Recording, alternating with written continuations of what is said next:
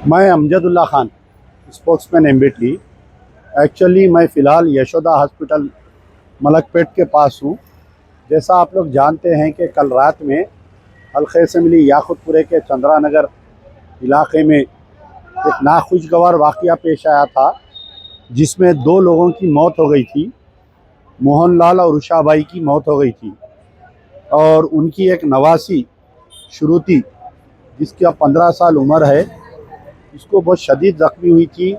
Seriously उसको उस्मानिया hospital लेकर गए।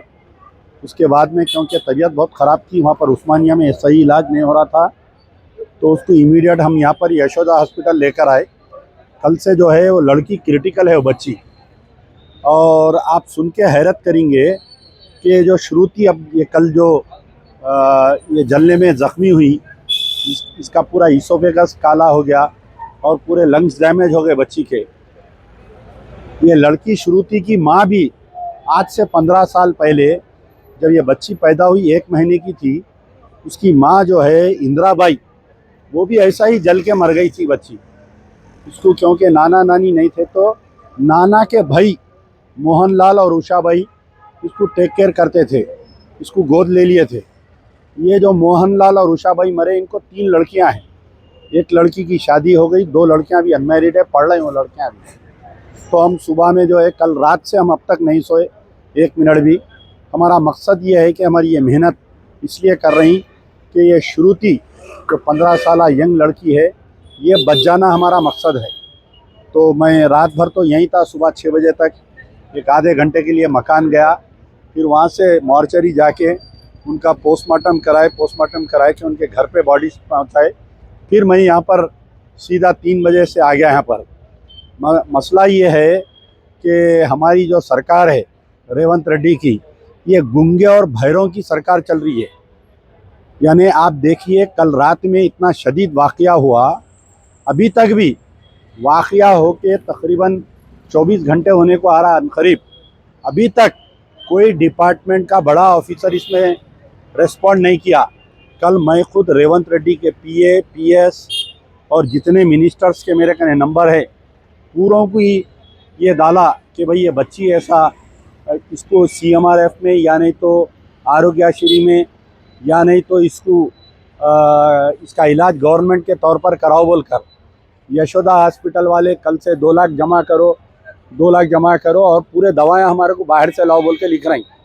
तो अभी तक हम कल रात से अपील कर रहे हैं, तो करीब मैं समझता हूँ एक 30-35 हज़ार रुपये ही, बहुत पुअर रेस्पॉन्स आ रहा है इसके अंदर। 30 से 35 हज़ार जमा हुए जो पूरे दवाओं में चले गए।